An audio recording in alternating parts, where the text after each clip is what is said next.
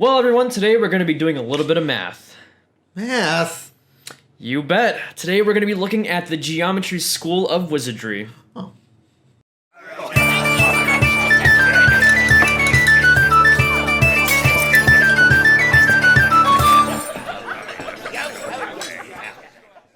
Welcome to the Home Brew Crew. I'm Tony. This is Sean. And today we're going to be looking at math? Yeah, we're going to be looking at math. We're going to be dealing with a little bit of numbers, but not really. If anything, if you're familiar with how shapes work and things like that, then you're going to love this school of wizardry. This is the geometer. Love. We're going to go love in math right off. Okay, fine.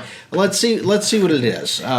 So explain the geometer to us. Where do we find this, for one, and why would I want to be a wizard with shapes? Yeah, so this is going to be off of the DM's Guild. This is by Imogen Gingell.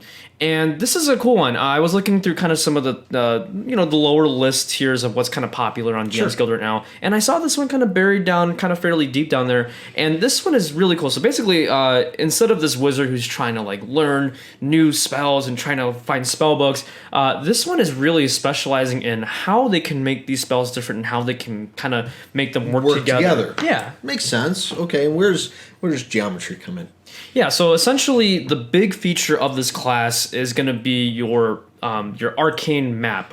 So you're going to get this thing called Arcane Topography. Now we're going to put a picture of the actual map up on the screen here. So the way that your spells work is that you still get your spell list. Okay. And the way you connect them is based off of level and based off of the type of school that they are. So if they're the same level, they can connect. If they're the same type of school, they can connect. And you're going to see a bunch of lines, and you're going to see things called terminals, and you're going to see things called loops. Loops are pretty simple. They're things that connect together and they close up.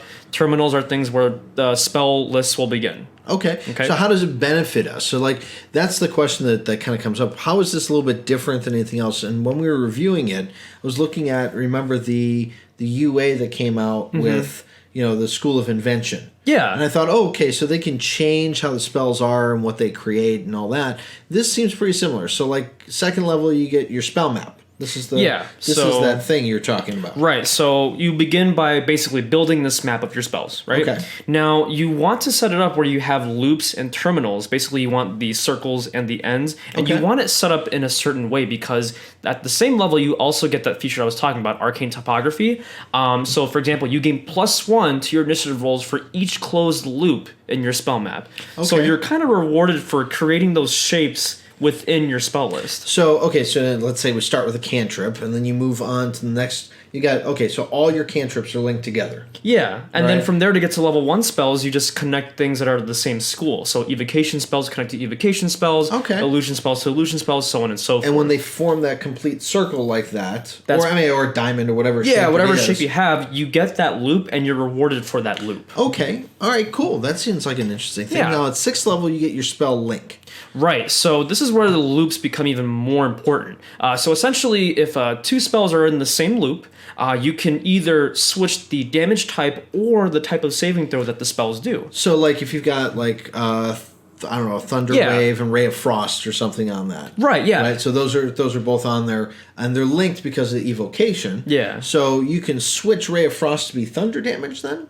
Basically, yeah. Oh. That's cool. Or if they're in the same loop and like one is a dex save and one's in a con save, if you want to use that spell that usually uses a dex save and switch it with con with the other spell, you can do that, which is really cool because now you can kind of strategize. And if you know that this monster isn't wise, or if you know that this monster is like really like not very beefy, you can strategically switch up your spells and like kind of like mess with the opponent. See, and I like that because now you're looking at how could the spells that I know work together to create this thing, and you kind of start at one end and work your way through it. Yeah. And you're building as you're going with it, which kind of goes into how their off the grid thing works too at 10th level, right? Right. So besides having loops, like I said, you're gonna have those spells that'll be jutting out on the side where they might not be able to connect anything. Now these aren't bad. The spells that are kind of off to the side or that are by themselves, we would call terminals. And at 10th level, you get an ability called off the grid. So when you cast a spell of 1st level or higher at a terminal, you and your allies gain temporary hit points equal to the spell's level within 30 feet. Okay, so that's not that big of a deal because even when you're getting into like spell level stuff and how you're going, you're not really temporary hit points. Even on a 9th level spell, you're getting 9 hit points. That's not a huge thing. but it is something that can definitely help you out if you're stuck in the situation with a lot of things that are going on. Yeah, and sometimes even that small amount of health can actually help. This feature actually isn't limited either. So you can keep going, and even if you're tossing like 3rd or 4th level spells, it's only 3 or 4 health points. But if you're able to, temporary health doesn't stack either. Oh, that's true. So either way, I think it would take over whatever the highest level spell would be. Yeah, so if you happen to cast something higher, that's always an option. Yeah, okay, I'll increase it by another 4 or whatever. Yeah. Up to 9. And it was interesting because you were talking about how you brought up, let's say you use Counterspell. That's kind of like a nice combo buff where you not only counter a spell, but you kind of give everyone a little bit of health with it too. Yeah, and it's kind of neat because as you go through it, these things get pretty complex too. These spell maps get pretty complex. And you can look at it from like 1 to 20th level. And you've got all these little closed loops and all these little terminals that are set. Mm-hmm. But you'll want to start from a terminal. Because isn't there the thing where you're putting down tokens and stuff with it? Yes, right? And that actually goes into the final feature that you get with this subclass, which is called Geometers Journey. That's now, the 14th level. Yeah, so this is up there. Now, it's kind of a weird one to explain, but basically, the way that it works is when you cast a spell that's on your map, you can place a token. Mm-hmm. Now, if there isn't a token on there, or if there wasn't, if there's a token before it, basically, as you cast higher and higher level spells, preferably starting lower on. Mm-hmm. If you build up enough tokens before you cast the spell of that certain level, you basically can cast it without using a slot. So, for example, let's say that the way that your map is set up, you're about to cast a 3rd level spell, and you have 5 tokens before that spell. Well, here, we could take the map that they give you, the example, even this first one here, where you can probably do the it easy too. core loop. So, we start with Prestidigitation, right? Hey, look at that. Something I pronounced correctly. Yeah. Which is rare in Home Brew Crew sometimes. And then Blade Ward, and then Minor Illusion. So let's say I'm casting these things, right? Mm-hmm. And I'm now up to Ray of Frost or Thunderwave. So Thunderwave would be the first level spell. Right. So, let's say at that point you've already built those 4 tokens. Yeah. You can choose to use the ability, you wipe out the tokens, but now you cast Thunderwave for free. Cool. And the way it connects like that, let's say I have a high level 9th level spell that we're at, but it'll take me this entire journey in order to get to it. So there's rounds going by where you're casting things just because that means I'm going to be able to cast a wish spell at the end of all these things, and I may not even get to it. Right. But you can have the free cast on. Yeah, it's really cool. It kind of motivates you to strategically kind of plan out how you want to cast your spells, and then you're rewarded if you're able to do it. You know what it reminds me of a little bit? It reminds me of kind of like a Rune Master kind of thing. Mm-hmm. There was, I think there was one prestige class that was put out as an unearthed arcana. Mm-hmm. All right. Sorry, unearthed. It's what I say. Leave me alone.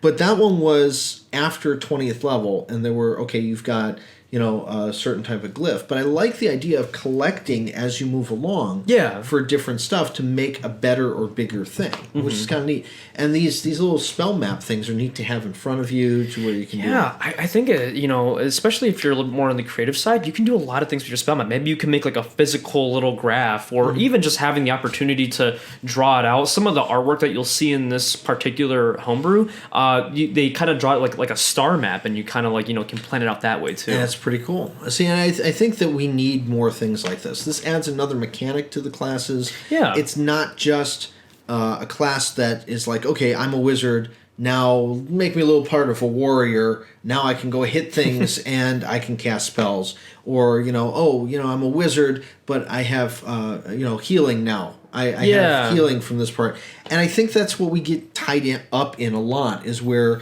somebody makes a class or a subclass with it, and it's just, okay, how can I make this a little bit more like a druid? How can I make this a little bit like this? Yeah. And this is new. This is just a different mechanic to add to it. Yeah, one of the reasons why this class really works is because it's not trying to necessarily make the wizard something else. It's trying to make you think about what can you do within the wizard class. Yeah. It gives you reason behind it, and I can see so many different story-driven ideas on how to I see this very astute kind of scholar thing with a little circle of glasses or whatever going, if I cast this and then I cast that, then maybe I'll be... And just kind of adding into that flow of magic instead of just being able to Fireball. You know? Yeah, exactly. Not that poofing Fireball is ever Fireball's bad. always great. No one's going to complain about the 8d6 you're about to toss in your enemies, but imagine turning that Fireball maybe into like a Frost Ball or a Thunder Ball, or maybe making them do an intelligence save on a Fireball spell. Like, that's really cool. Yeah, and thematically, it's a fantastic little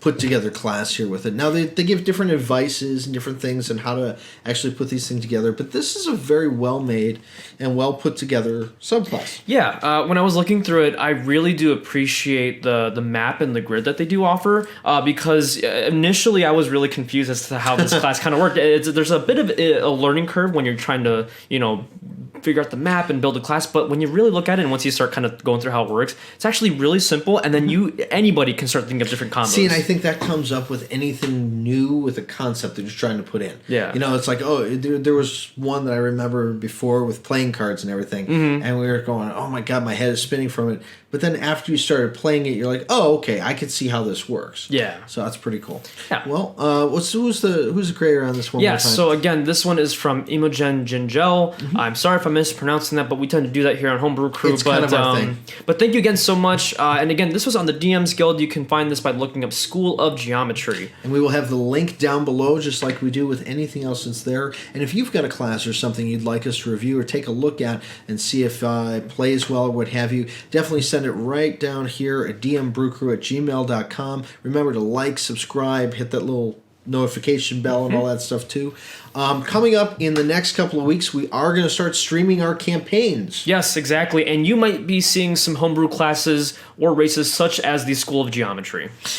We might even have a situation where you guys can actually add to the story. More on that later. But for now, remember, the best campaigns are always the ones that are homebrewed. So until next time, Keep brewing.